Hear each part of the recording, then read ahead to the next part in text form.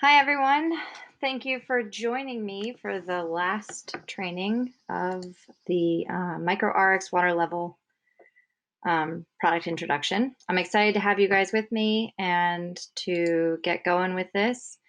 Um, just as a heads up, make sure please that you remain muted during the presentation, and if needed, let me know if you have any questions. So let me just get that going, make sure there aren't any done. Okay, so here are some logistics for the training. The product introduction. The webinar should last about 60 minutes. I have been kind of going over a tiny bit, but I've tweaked it to make sure that I don't again. It is being recorded and will be made available to the attendees. The next important thing is, can you hear me? If you cannot hear me, please check to make sure your audio is set up properly and that you have selected either computer audio, phone call, or no audio. If you've selected no audio, you need to change that so that you can hear.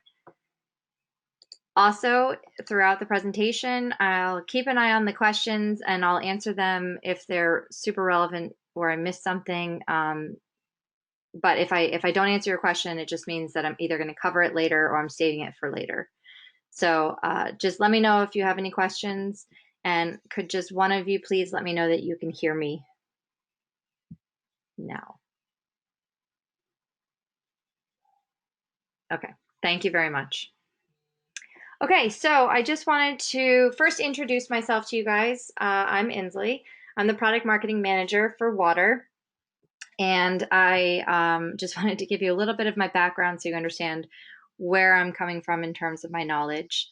I've had several years of experience with the marine environment. I started in college with a focus on marine biology and an internship at the Mote Marine Aquarium Center for Shark Research. I was part of a tag and release program for juvenile sharks in the Gulf of Mexico, as well as in the coast of Virginia, where I was taking blood samples for hormone studies.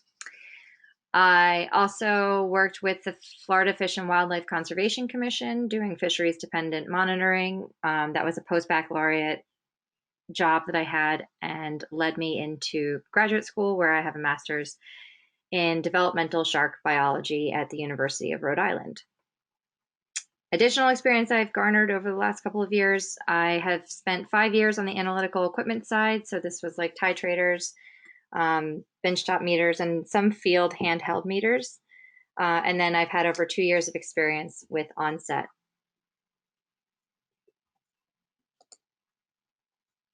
So this is what we're going to talk about today. This is the goal to get through in an hour.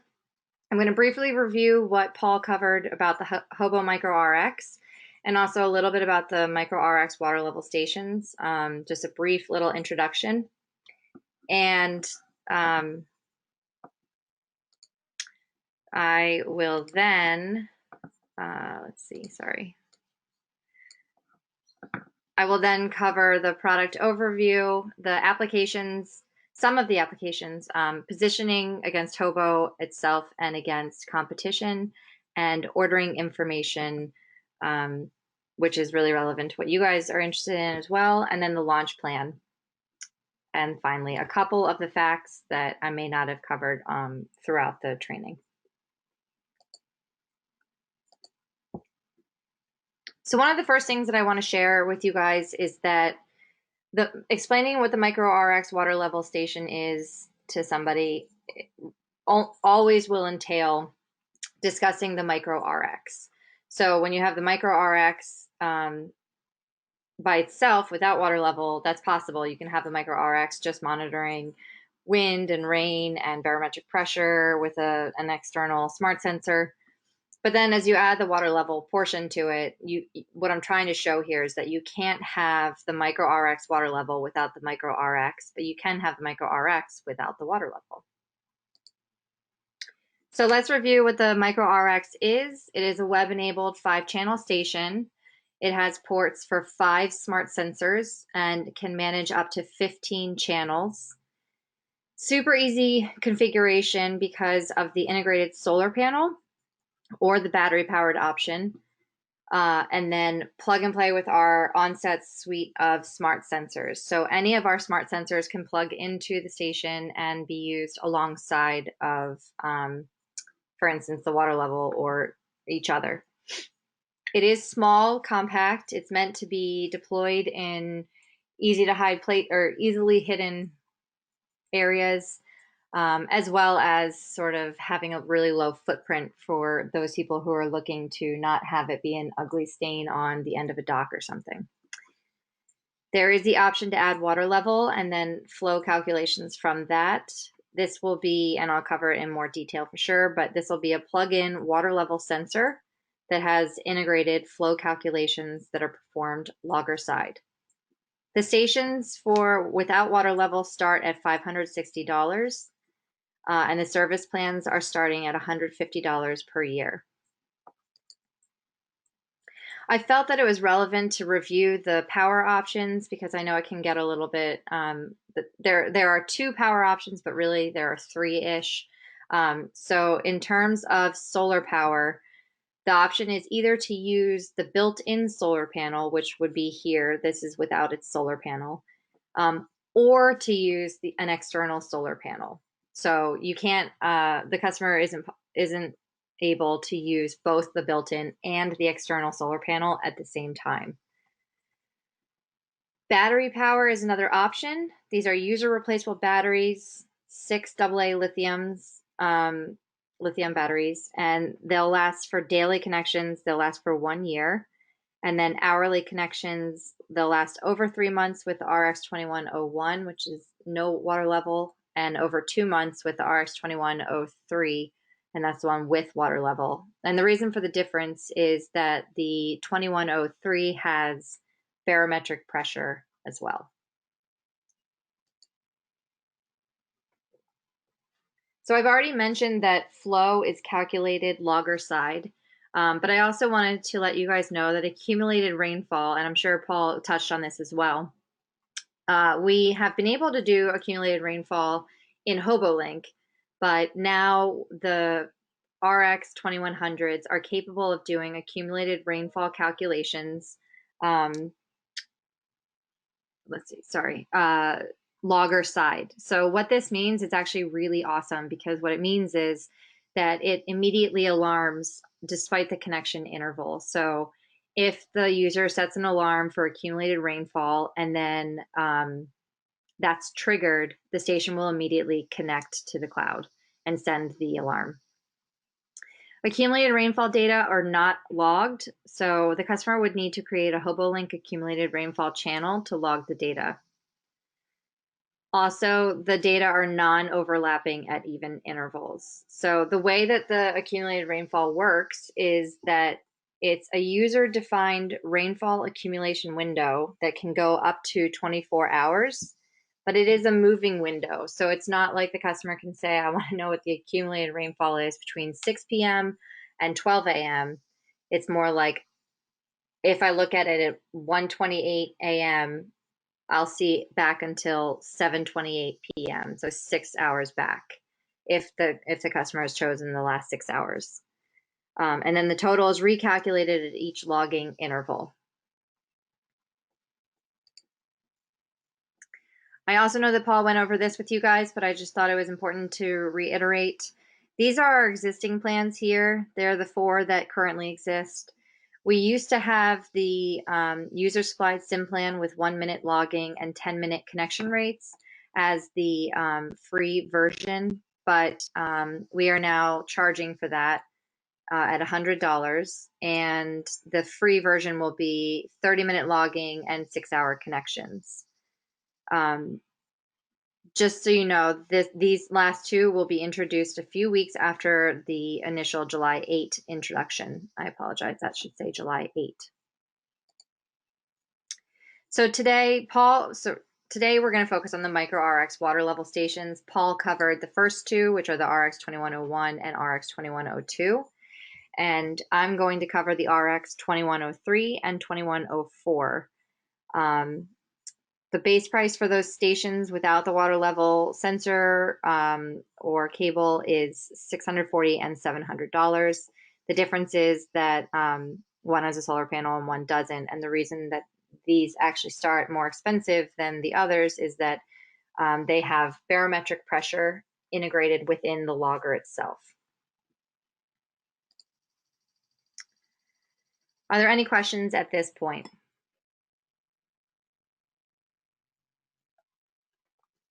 Okay, I'm going to move on to product overview. So as I said, the MicroRX is cellular web-enabled HOBO MicroRXStation, and we are partnering that with our tried and true MX2001 water level sensor. This is the same sensor that goes with the MX2001, but it'll have a different cable. So the features that we've included on the MicroRX water level version allow the customers to spend more time focusing on their results because they will have, for instance, pre-programmed water flow formulas. These are in the logger already, and the customer configures them with HOBOlink.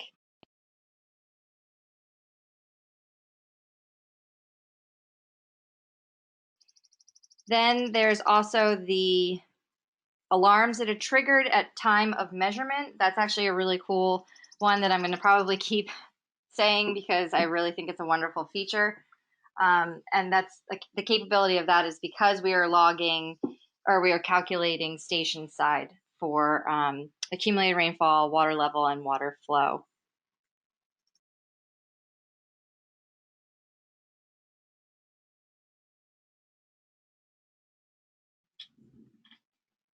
Also, we have a non-vented ceramic water level sensor that is integrated with this when you do the water level solution. And the benefit with that, there are two actually. Ceramic is actually a really good, durable sensor for water level. And the fact that it's non-vented is also awesome because it removes the need for a venting tube, as well as desiccant and less maintenance trips for the customer to have to deal with to check on the desiccant or the venting tube or anything else.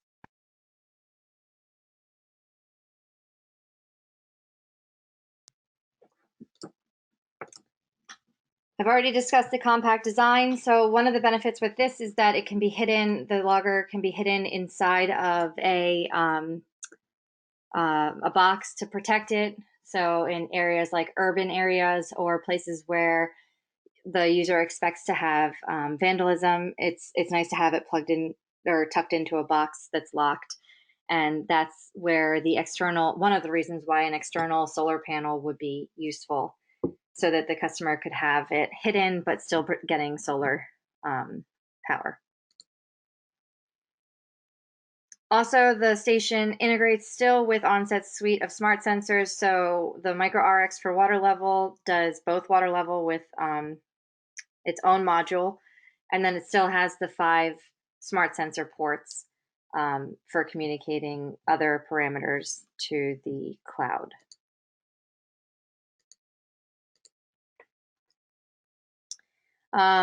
So this is the MicroRX water level station. It is the same MicroRX station that Paul went over, but we've now added the non-vented durable ceramic sensor. And as you can see, it does look like the MX2001, and that's because that's what it is.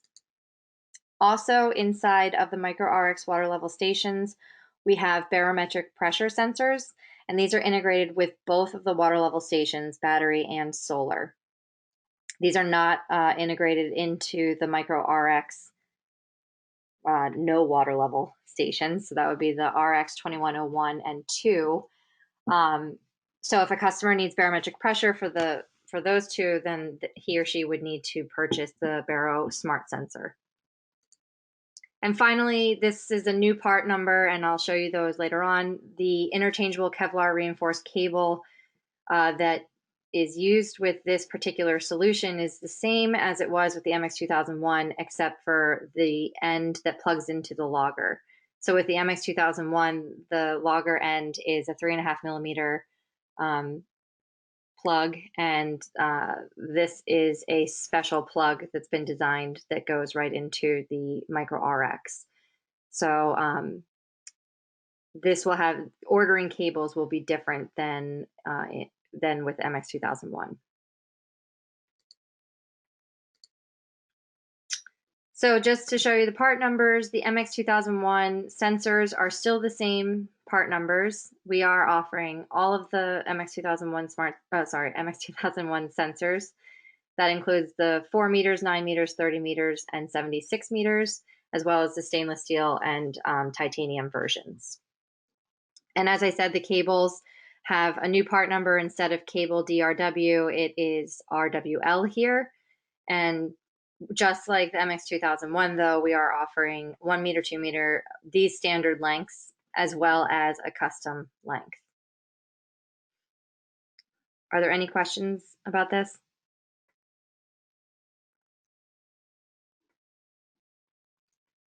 Okay. So the most of my product introduction training will be about HOBOlink, because the station itself has already been covered by Paul. And the sensor is one that I'm hoping you're familiar with. And really what we're talking about is, how is HOBOlink handling this new option of having an Onset integrated solution for water level. And so I'm going to go through a couple of configuration scenes on HOBOlink. Please definitely pause me if you have any questions or need further clarification. So what you can see here is that we have the smart sensors for configuration. General and readout configurations are the same. But now we have what's called Module 2, which is the water level sensors configuration. And I want you to notice that I said earlier that the station can accept up to 5 smart sensors, it has ports for up to 5 smart sensors, but HOBOlink can only manage 15 channels. And that does include the calculated channels. So keep in mind that with the water level version, if the customer has enabled all of the channels here, then there will be 6 channels taken up by this module.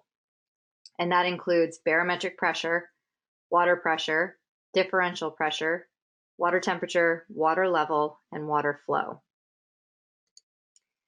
So the reason that we have these 3 pressures here is very important. So a customer who needs barometric pressure would be able to configure barometric pressure. And the customer who's looking at just water pressure, that data actually are used for determining the differential pressure.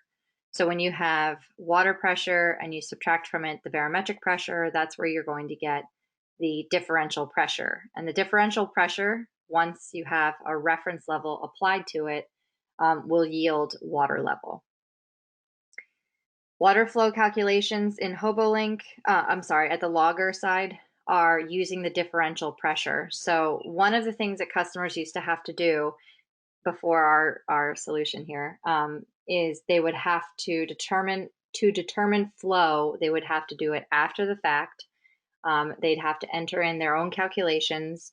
They'd have to do their own compensation for barometric pressure and water pressure effects, as well as density. So what HOBOlink and the logger are doing for the customer is actually rather significant. It seems not huge, but it is, because not only is it determining the differential pressure for them automatically, it is also converting that based off of configurations for water flow into a water flow value.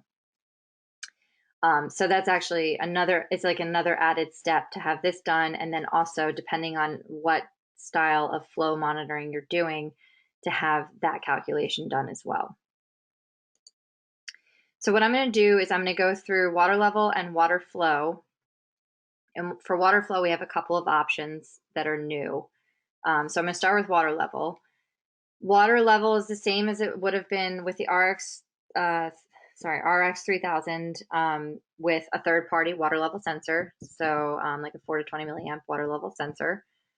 And the customer, though, what's easier about this version is that the customer actually has a place to put in a reference water level. Whereas in the past, to configure the channel, the customer had to put in what the value is at 0 milliamps and what the value is at, at 4 milliamps and what the value is at 20 milliamps.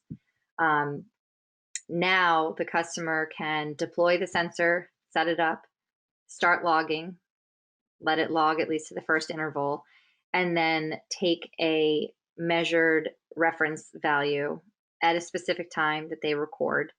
And when they enter these data into HOBOlink, what they'll find is there'll be an option to select when this was taken. And what HOBOlink will then do is find the closest point to that to determine what the reference pressure is to the reference level. Another thing that's awesome now is that with water density, the customer can now automatically select one of those. Fresh water is an option, but the most recommended that I would have given for you guys is the temperature dependent density. This is probably the one that'll be used the most because temperature is a huge component of density measurements, calculations. So for those people who are doing fresh water and are looking to do temperature dependent, they can select that. However, if they're doing brackish water like estuarine studies or saltwater studies, or even if they have their own solution that it's in has a different density than water in these 3 states, then they have the option of doing that as well.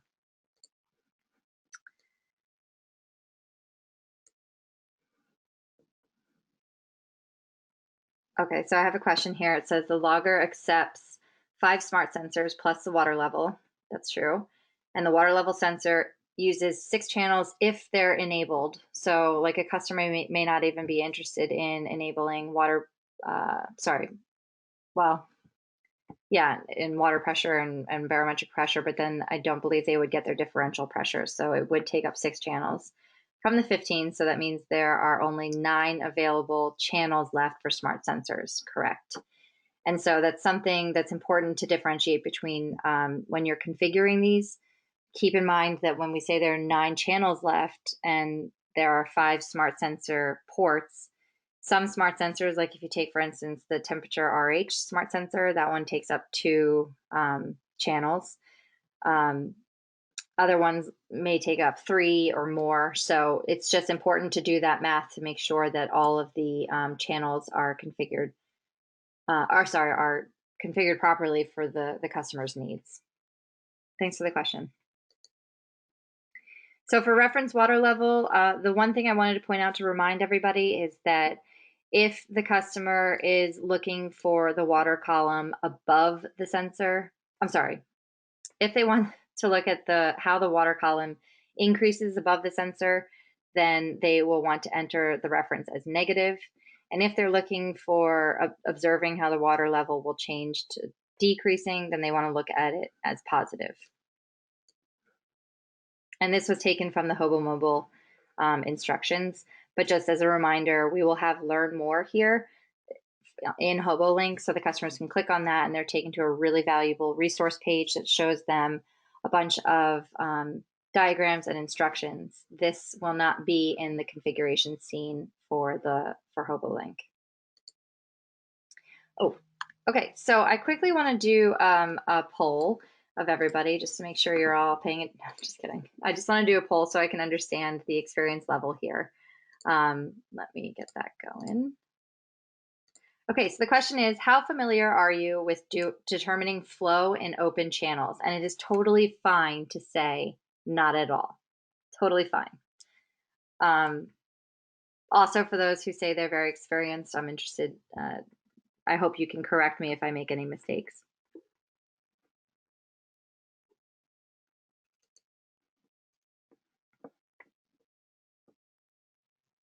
Okay, that was a fast response. Thanks, guys. So I'm going to close it and share the results with you. So not very many people experienced, or none. If the people didn't respond at all, it's not many. But sorry. Also, there's some familiarity, but most people are unfamiliar with this process, which is totally fine. I'm just going to do a review of the primary measuring devices for determining flow.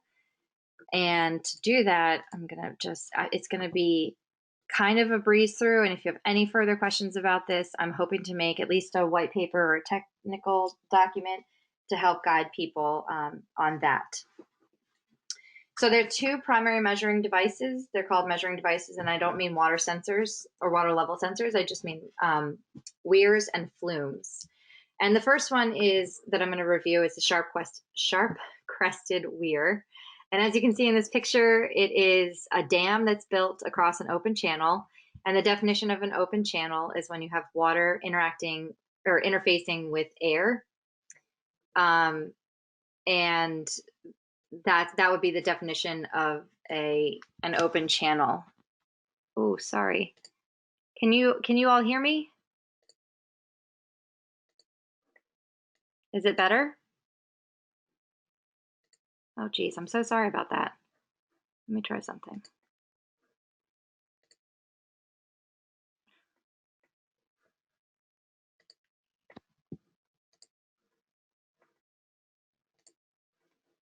Okay, can you hear me now? I feel like Verizon. I hope this is better. Okay. Okay.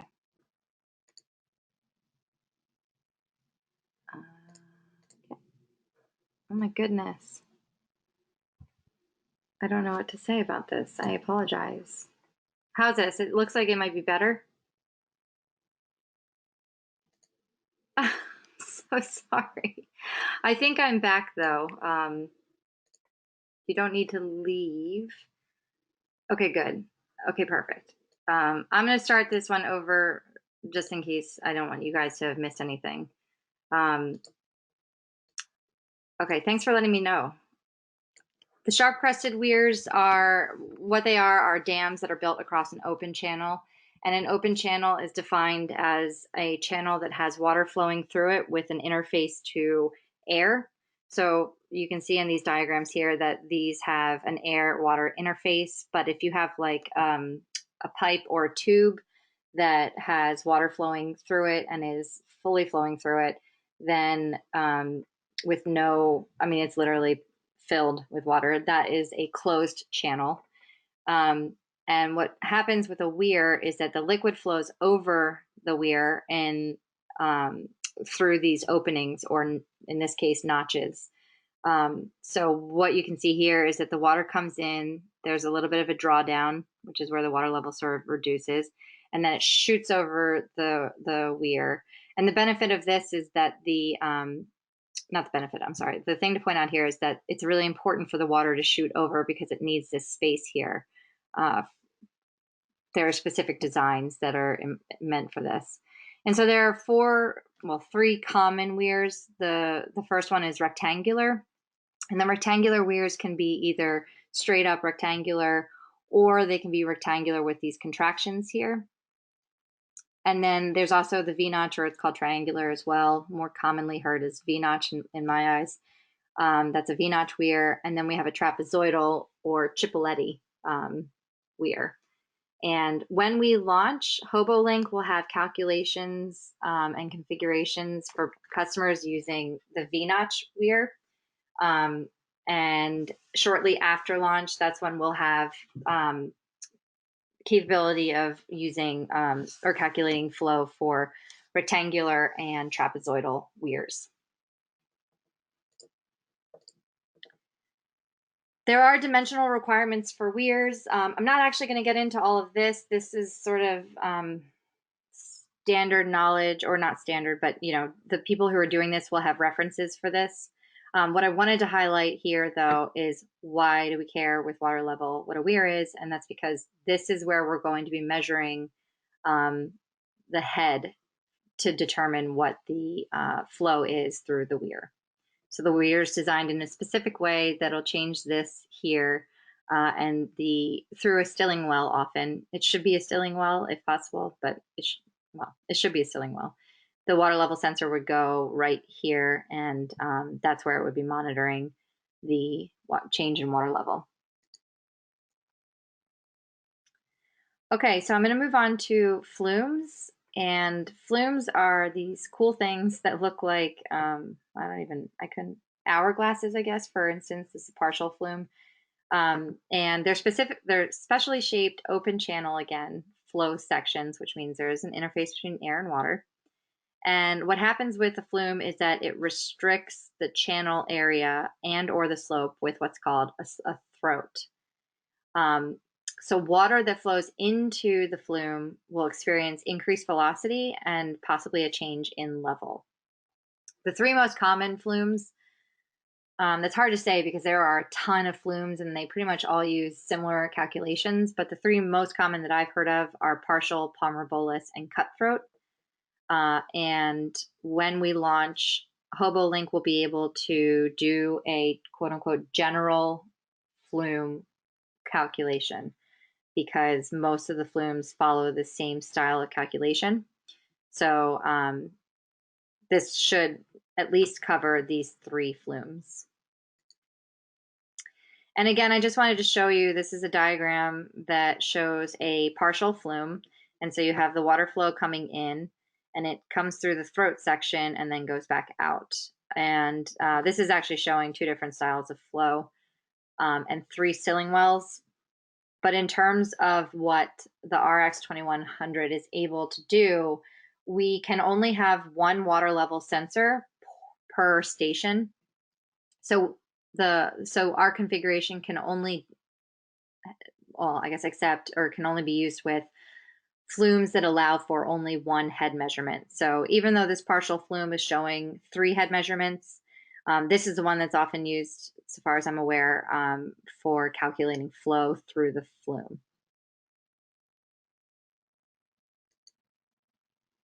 So just to review some advantages and disadvantages. The advantages of weirs is that they're low cost, easy to install, easy to verify, and have a pretty decent accuracy. But they're also going to have a fairly high head loss. So if you remember the image that I showed of the V-notch weir, the water was jumping over the weir, the crest of the weir, and dropping significantly. So that can sometimes be a disadvantage. Maintenance is also important with these because if a log comes and blocks the notch, then you definitely will have poor data accuracy. And the accuracy can be affected by the approach velocity of the water, and that's just how fast is the water flowing across the weir. And if it's super fast, it can circumvent the weir essentially by going over it and defeating the purpose of the hydrodynamic geometry. For flumes, the advantages are that it's somewhat self-cleaning to a degree, the being still a channel, essentially, anything that would maybe clog a weir would actually flow through it. There's relatively low head loss. There is that little change in slope, but that's it's not as significant often as the weirs. It's easy to verify, pretty good accuracy as well, better accuracy. And this accuracy is actually less affected by the approach velocity. So that means that the water can flow in as fast as it wants to a degree, and it won't affect the accuracy. These also are high cost, not high cost, but they're expensive because a lot of these are basically customized for the need and designed specifically for each user. They are also not super easy to install, so that's something else to keep in mind.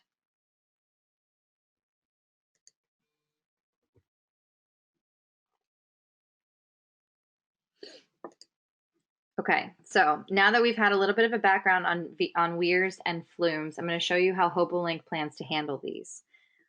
This is a water flow configuration, and I've chosen V-notch weir. The other options will be general flumes and then a staged discharge table, which I will review as well. If this channel is enabled, the customer has the option to label it, and then all they need to tell us is what is the angle of the notch, which is this, and what is the water level at the vertex, and the vertex is just that, the tip of the V there. This image actually won't be here, but it will be accessible in the Learn More. So customers will be able to click on that and go to that resource page I mentioned.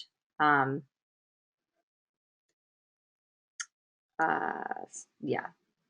Julie, I'm not sure if it will work with a ramp flume. I'm assuming that it will because it covers a lot of flumes. But if the ramp flume requires more than one head measurement, then the answer is definitely a no. Okay, so this is V-notch weir. It's super easy for the customer. And then all of these calculations, the differential pressure calculation, as well as the flow calculation, are done logger side once these data are entered and sent to the logger. And that's cool because that basically means that the logger will be able to alarm on measurement for flow. This is a general flume that's shown here, and this is where the head would be monitored or measured. As you can see, it says just general flume, and we actually show the calculation here because this is the standard calculation essentially for many flumes. And the flume coefficient depends on the units, and the head offset is just like it's basically an offset letting you know that when I'm measuring the head, this is what's expected to be changing, and this should be pretty constant. And then the head exponent, again, also is a variable that is known based on the flume. So those are the three parameters. If a customer finds themselves having more parameters like a second head measurement or anything else, then this probably will not work for their needs. And again, this image won't be here, but it will be accessible in the Learn More.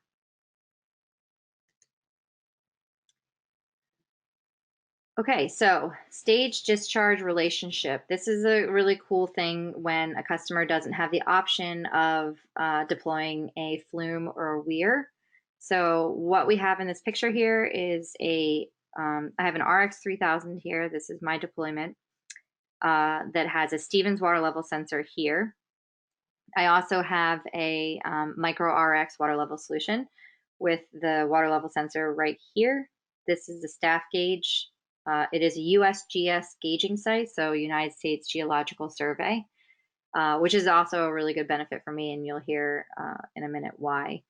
This pipe here is their water level sensor, and this is their little greenhouse, which you can't actually see up here.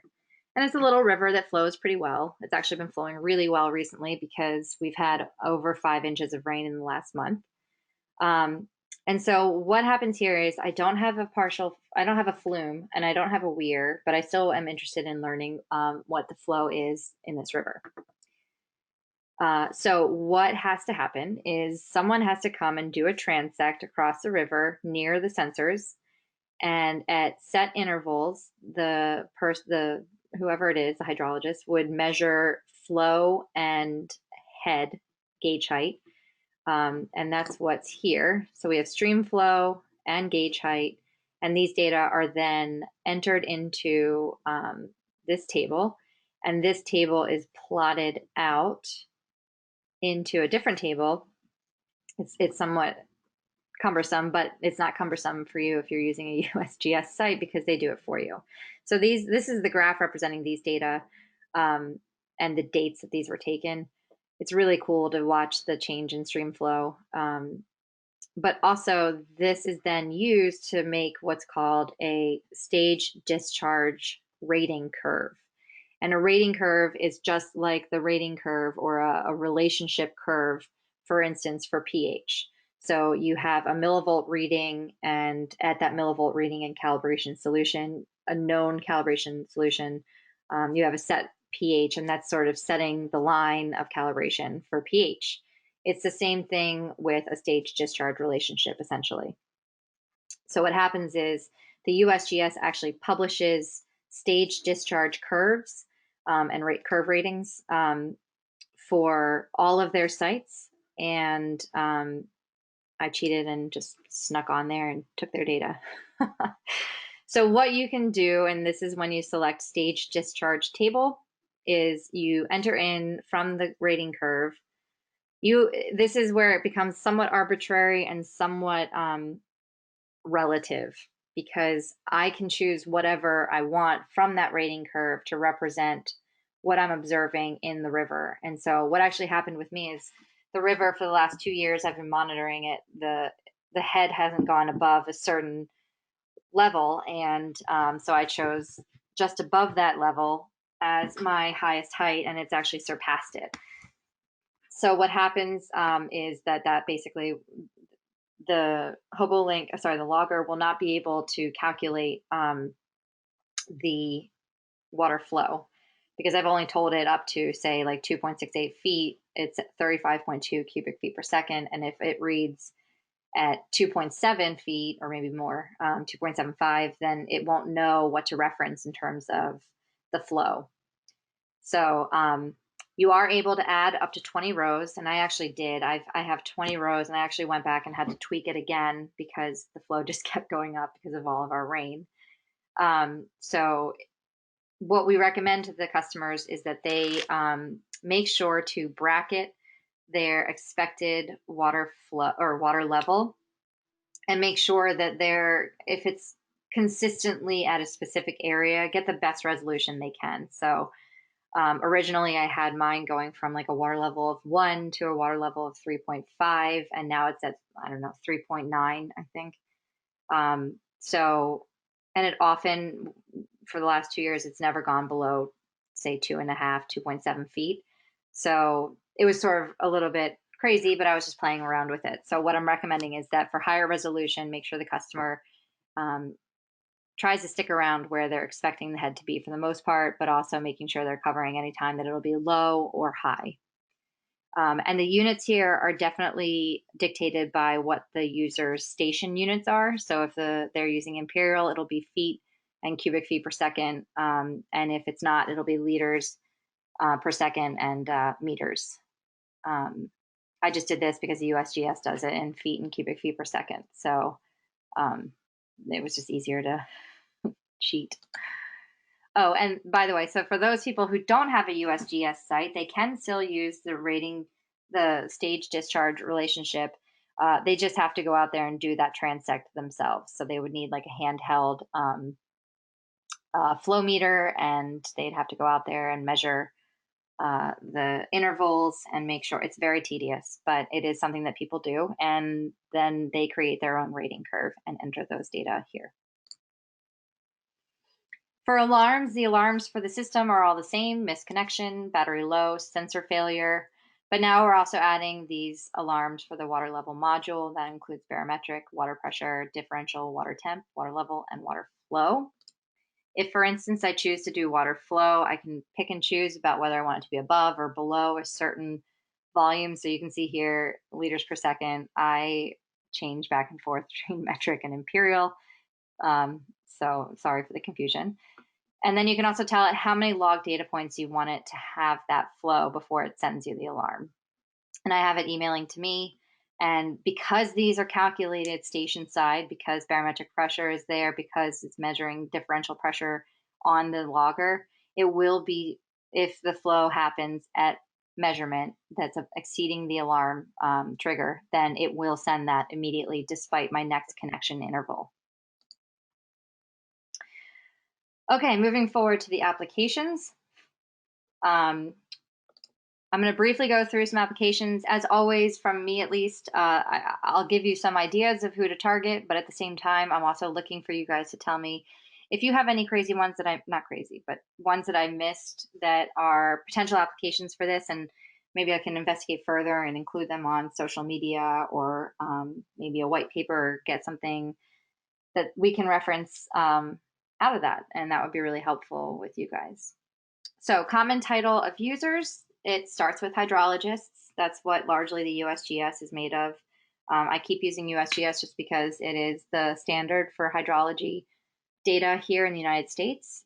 Also engineers, especially those from consulting firms, water district managers for flood monitoring, waterworks superintendents, limnologists, industrial facilities managers for like stormwater and wastewater monitoring, ag consultants, and farmers.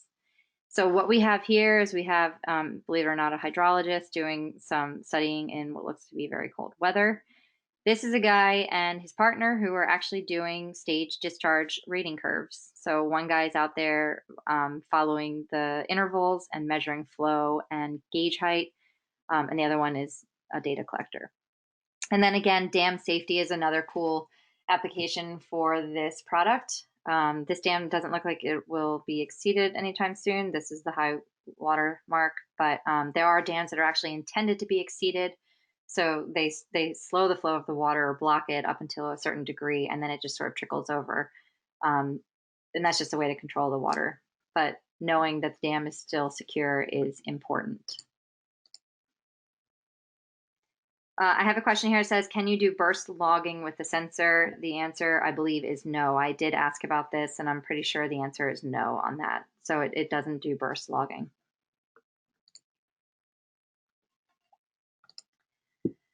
Okay, so why did we do this? We did it because our customers want to have all of their sensors on one platform with one cloud. A lot of our customers are interested in not buying a third-party sensor and having to deal with two different companies when that sensor doesn't work well. But also they want it to be easily deployed. So we answered both of those with having an Onset complete solution for water level monitoring, but it's also a quick deployment because it's a small plug-and-play station that can be deployed almost anywhere there is cellular. It does not do Wi-Fi or Ethernet. And that can be hidden. So a lot of people are concerned about vandalism, which is a legit concern. So that's one of the important things that we have hopefully met with our solution. As always, we like to make sure that the value to cost ratio is appropriately balanced, because we can say it's the best at and then have it priced at a wicked crazy dollar amount. But if the customers don't largely need that, then we aren't going to make the cost go up on that. So alarm notifications for storm events. Again, this is a super important new feature, and that is that they happen at time of measurement despite the logging interval. And integration with hydrology software. So we have, we know it'll integrate with NUA, which is a United States Cornell University program. And also we know it'll integrate with DataWise, as well as, I believe, Kisters. Those are data management systems. And shortly after launch, the HOBOlink will be able to integrate with with Aquarius from Aquatic Information. Yeah. But overall, the whole purpose of this is that it is a targeted solution for telemetered water level monitoring for stormwater and flood warning primarily, but also water management districts, again, like aquifer managers. Edwards Aquifers in Texas. They have a bunch of our RX 3000s, so it's a cool. I went and visited them. Pretty awesome. And then also, we're never going to say it's only for these three, but it is also for water level applications like fish and wildlife departments, and I'll get into that in a second. So here, I think I have three quick applications. This is stormwater monitoring. In the United States, the U.S. Environmental Protection Agency has these non-pollutant discharge elimination system permits. They're called NPDES permits, and they're both at the state and federal level. The purpose of these discharge systems is to eliminate or reduce pollutants that are in stormwater discharge. So when it rains on an industrial plant, like a power plant or any industrial plant, the rain is a non-pollutant discharge. So what that means is it came from the sky, it crossed over the path of the property of the industrial plant. And now what's required is that they monitor if any of the pollutants that may or may not be used in the plant are infecting the water.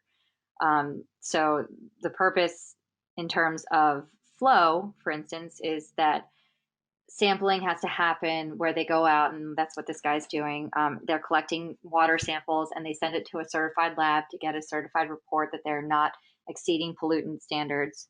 But even more important too is that, for instance, the amount of pollutants in the water, if there even are any, will depend also on the flow or discharge rate. So it's important to know that. But also with stormwater monitoring, we're always looking for flood watching. And so that's another thing that, another application that this is specifically targeted for. And that's protection of property, infrastructure, and lives. Every year, billions of dollars are spent in response to flood damage. So we have several systems, at least in the United States, that are involved with making sure that the damage is mitigated. Those include the USGS as the principal source for the data. And then those data are used by the National Weather Services, which is part of NOAA. And they issue the watches, the warnings, the flash flood warnings and watches, and the flood statements after the fact.